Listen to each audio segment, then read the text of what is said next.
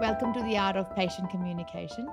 On today's episode, we will be doing our first ever interview.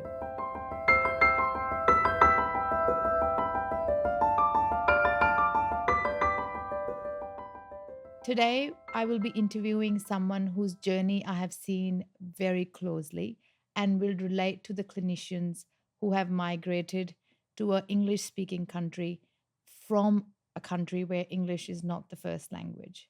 So, I will be interviewing my life partner, my business partner, Dr. Jimmi Patel, who did his schooling in Gujarati medium until year 12.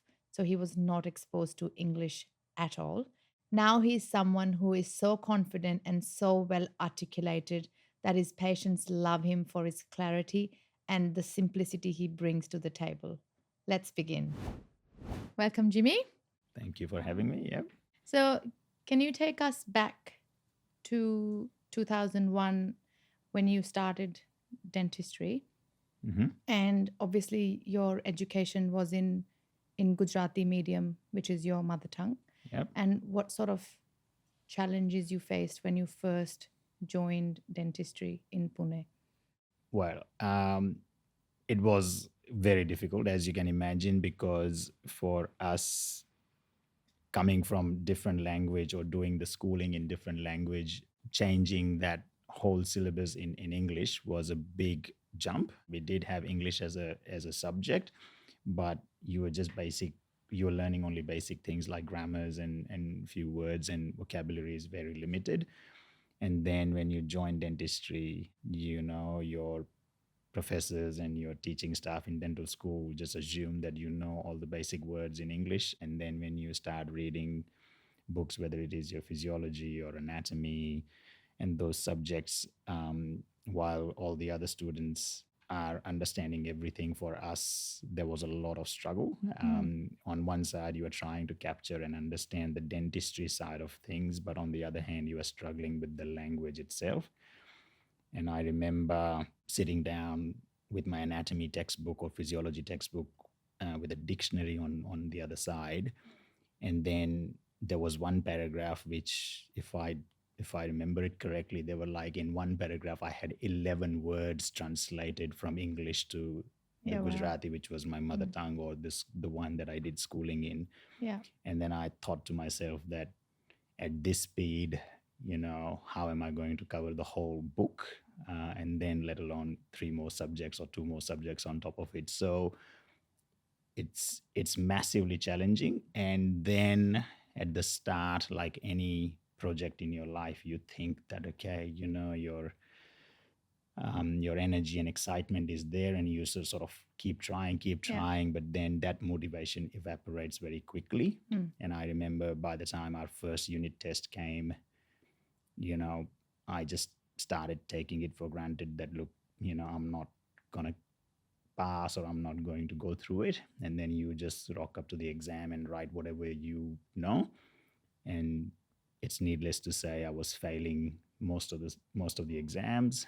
So yeah, it's significantly challenging, because that jump in the form of language is not something that you can anticipate how difficult it's going to be. And obviously, in India, we know how much pressure we have from the families. So, was there an understanding back home with mom and dad or family that you will it is going to be a challenging journey? No, well, sorry to even not let you finish your question, but no, any Indian parent, and again, I don't want to sound stereotypical, but parents here are very comfortable to give their kids space in terms of their life and decision making. We don't have that luxury, or we didn't have that luxury. So so it's like you just have to pass. Like if you fail, you just don't know what's going to happen to you back home. So they do not understand your struggles or whatever you're going through. They just want one thing, which is pass. The end result. In this case, a pass mark. Yeah. And I did actually fail in one of the subjects in my first year. Because I passed the other 2, my dad was a little bit sort of under control, and my friends helped him keep him calm. Yeah. But then, to my luck and my advantage, I actually cleared the exam when I put the paper for rechecking, and there Yeah. was a little change that happened. So they support you, they understand your struggle, but on the other hand, their expectation is very simple, that they just want you to work that much harder. They just want you to Yeah, get through it. yeah, Yeah. there is no excuse good enough Yeah. for them that can explain them why you failed. If you fail, the simple analysis for them is you didn't try hard. Yeah. Full stop. Yeah. And there is no other way you can defend yourself. Jimmy, just so the listener understands, can you just explain us like what sort of words would you or did you have to add to your vocabulary when you started studying book of dentistry? Like what would be the words you would struggle or you had to remember them? So two words will never go, and until even today, every time I think about them, it just makes me a little bit more, not emotional, but there's something that goes through my body about these two words, because I remember when I first read them in the book, and then when I looked at the meaning in my dictionary, and then I was like, am I allowed to say bad words here? I was That's fine, like, go for it. what the fuck? Like, if is this the word that Mm. I'm not understanding? One of them was increase. Yeah. So I read that and I looked at the dictionary, and I thought, oh, is this what it means? Like, how do I not know this simple word in English? And then the other one was a little bit more complicated, was ascending. And then those two words will never go out of my memory. They are just engraved in my head, that I did not know these two words. And then from there, it just goes on and on. Like, you just don't know so many words that you just take it for granted in your language. And then you just can't, so, or you just don't know what they are in English. Yeah. The other one was there, There, and the other one like the Their. Yeah.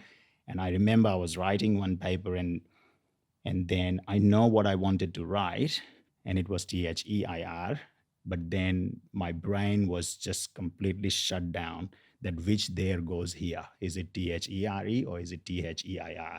It's like that panic button sort of goes on, and then you just don't know which one to write. And then I had to leave that space, finish my whatever I was going to finish in my paper, and get back to it. And then by that time, my head cleared itself, and I knew exactly what to write. So yeah, Struggle is real. yeah, Or it was real. it is Yeah. real. It is Yeah. well and Yeah. truly real. And I think it's taken for granted, especially in Pune, where the language is mainly that's spoken in is Hinglish, right? It's Hindi and English, it's a mixture Yes. of the two, Yeah. not purely Hindi. And I guess even how did you go, like just communicating with the local people or even local students? Were you comfortable with them just having a conversation, or how was that? Even like in state like Maharashtra or Pune, where these cities are a little bit more multicultural in India, Bombay, Delhi, Pune. So they have a lot of sort of students and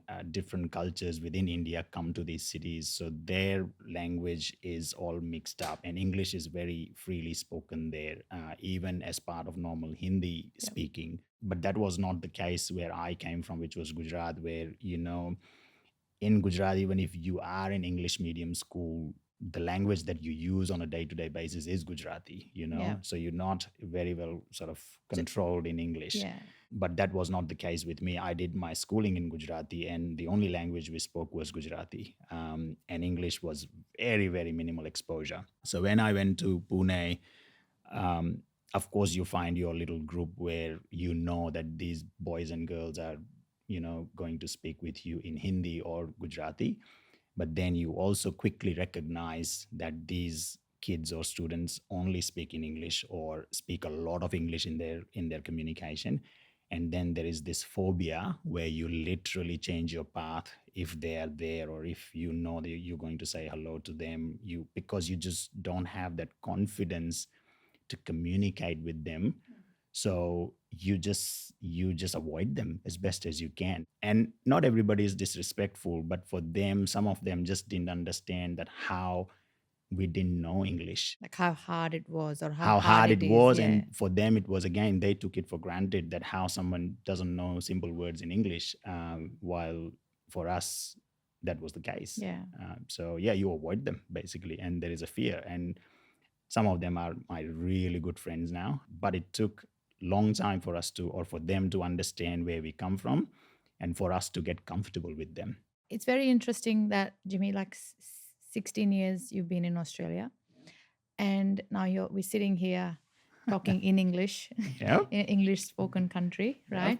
So just can you tell me about how your journey was? Like, how did you come out of that? You could have stayed there in a victim mentality that, oh, look, I can't do this. I've failed one exam. I'm going to go back. Or how did you carve out your journey from there to now?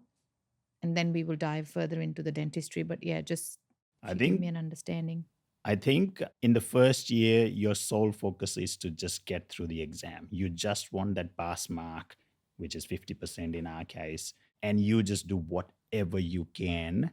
And luckily, in my case, I obviously found you, and you helped me a lot translating all the textbooks in Hindi, which was the national language.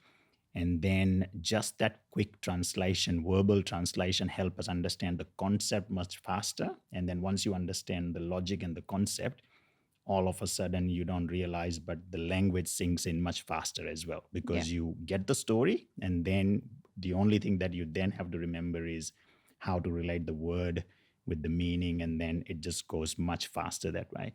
So that helped us and helped me clear the exam. Yeah.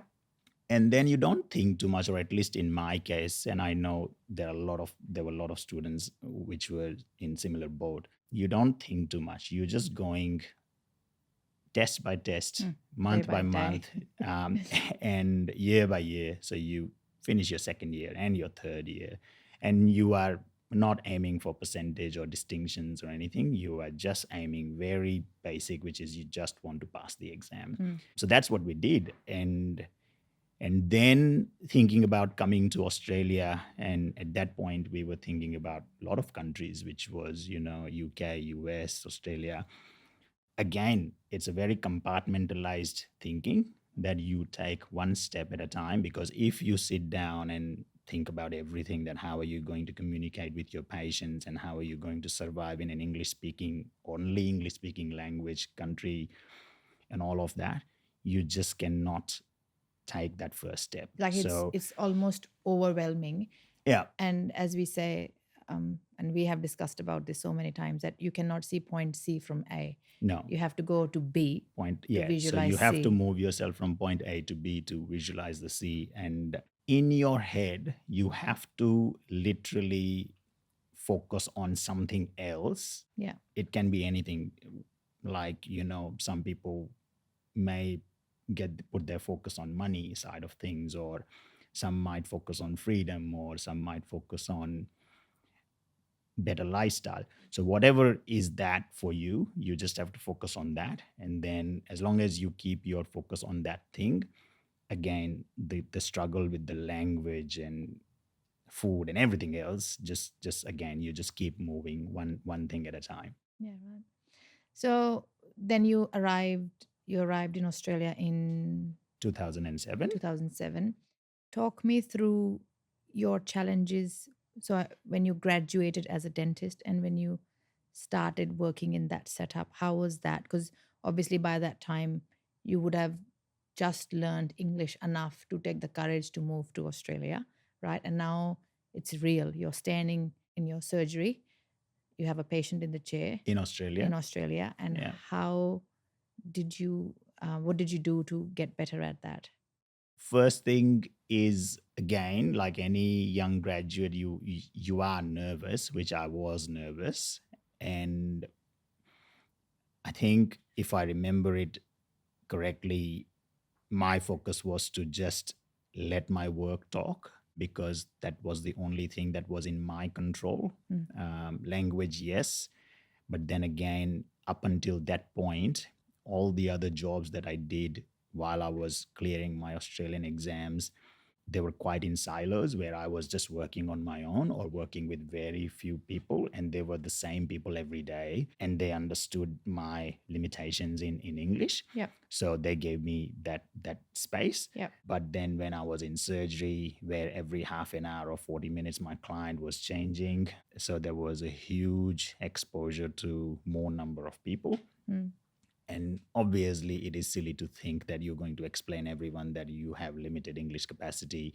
So you just have to sort of just wing it pretty much Because at the and end of the day, you are a health professional. You have to cover communicate. all the bases. Yes, so Yeah. we had to cover all the bases, and two things that I did it come naturally to me was I could very comfortably take help of my support staff, like my dental assistant in this case, or even sometimes receptionist, and I was not shy to accept or admit that my English is not my first language. Yeah. And I earned that respect and established that need with them very early on, that okay, I will need your help. So Yeah. if I'm explaining something and if you think I'm not being efficient in my explanation or Yeah. my message is not getting through, please jump in and help me explain the situation or the scenario to my patient. And they all did very respectfully, and I'm forever indebted with them. Yeah. So that was one. And every time they explain something, if I heard any word or the way they explain, Yeah. I would first of all quickly make a mental note that, okay, what does that word mean? How is it said? Like Yeah. the pronunciation is another one that is, again, it's a challenge in itself. Yeah. So you pick up the word, you pick up the meaning, but then how is it said is another challenge in itself. And again, I took a lot of help from my team around me. Yeah. And then you just copy them, or I did that. I just copied them. I copied people in terms of how they said hello, or how they responded to how was your day, or how did they explain root canal, or how did they explain the x-ray, or anything. I remember, and I don't know if I still got it right or not, but I used to say x-ray. Yeah. And Jess, who was with me at that point, and she said that, "Oh, Jimmy, you say it's so funny. You say X-ray, but it's let me say it again. It's X-ray." Or It's X-ray. yeah, Yes. so Yeah.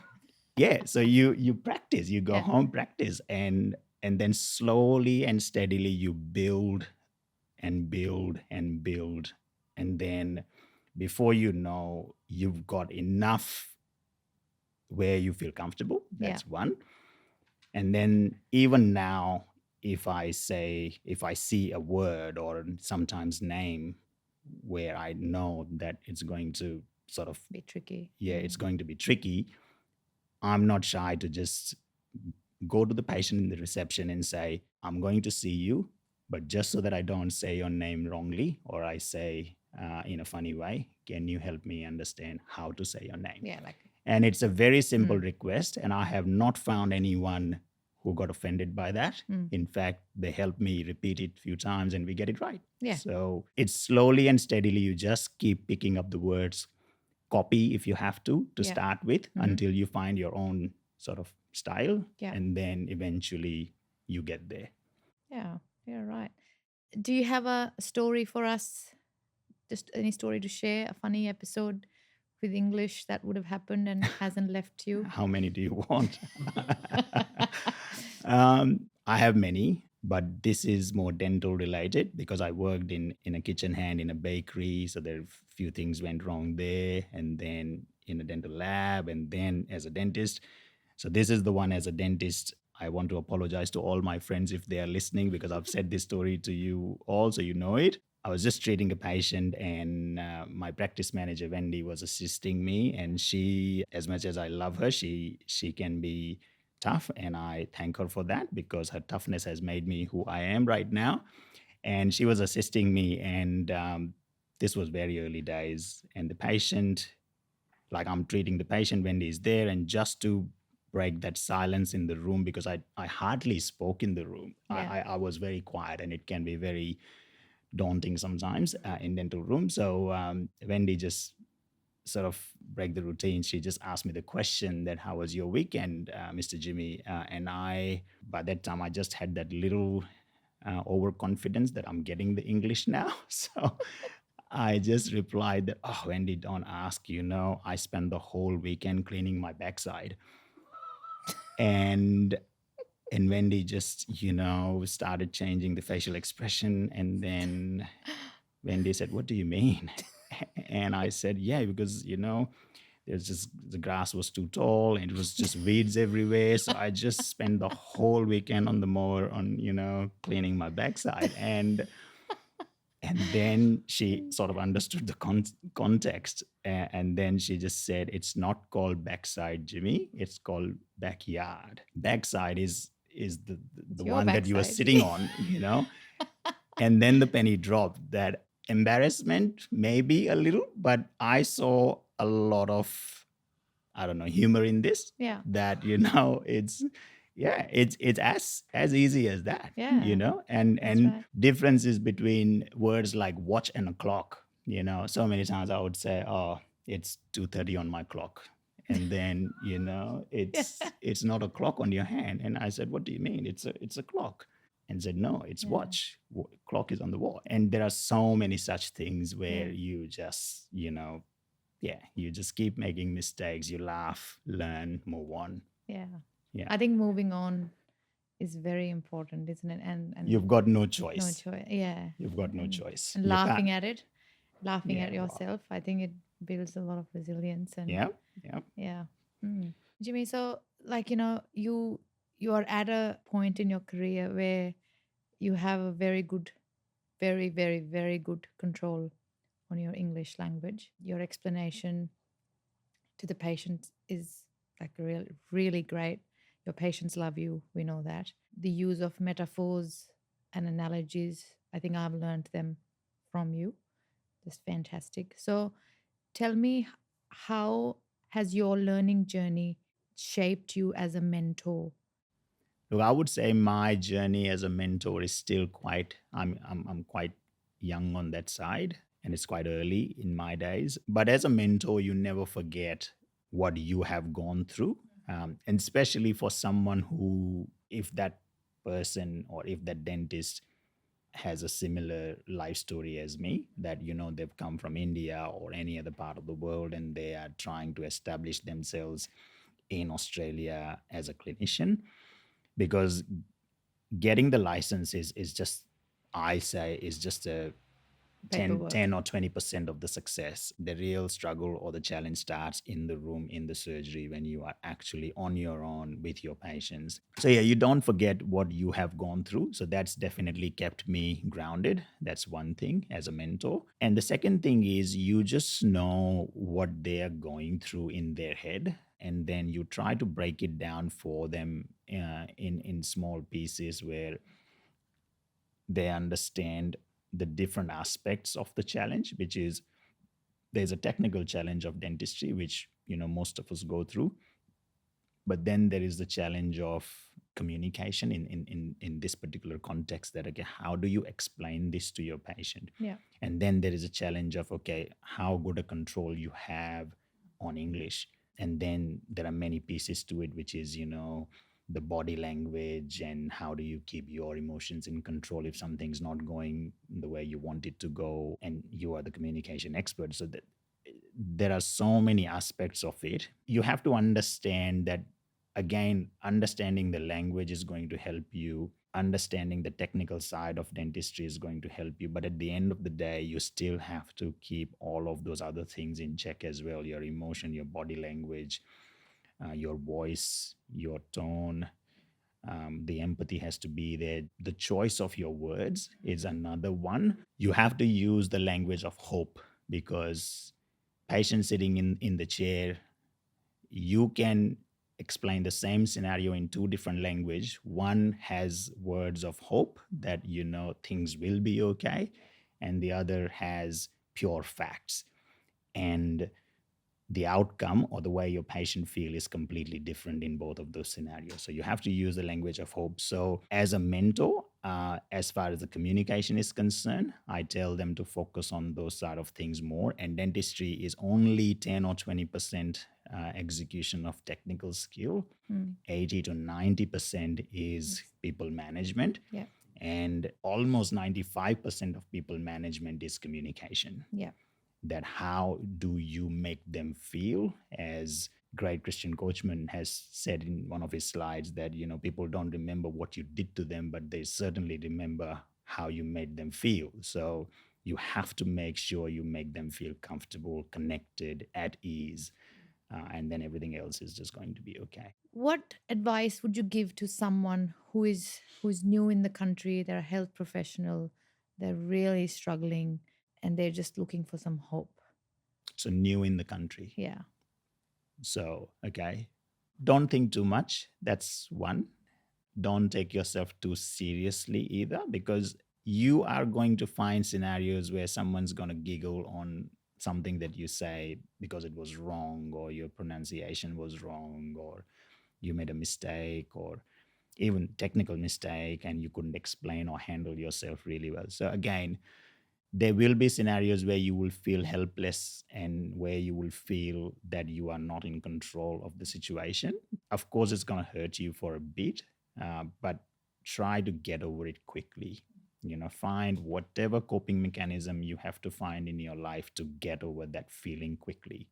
So that's one. So I say it as, don't take yourself too seriously. It's happened, gone, finish, move on. And things do get easy. So I literally, and you can talk to any of my mentee, I say this to them every day, that two things always remember. So if you did something and it didn't work out for you today, you should already celebrate that, because the next time you're going to see that thing, you already have done that once. So it's going to be that much easier for you next time. And if you keep doing that, before you know, you have it. The second thing is 0.5% improvement every day, or not improvement, but I just see, because again, sometimes improvement can be very literal, because you think that, okay, root canals are not working for me. 0.5% improvement in root canal every day. That's not going to happen. So you have to look at the improvement in the form of 0.5% change in the needle in the positive direction, is what I see. Yeah. So that, okay, did you improve 0.5% in your life as a whole today?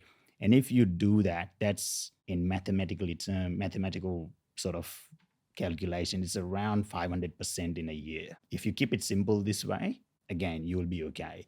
And things do get easy as the time goes. It's like a big puzzle coming together type thing. You're not going to find the solution of one problem and then you go to the next problem. There are multiple things happening at the same time, and then the picture is getting clearer and clearer as the time goes.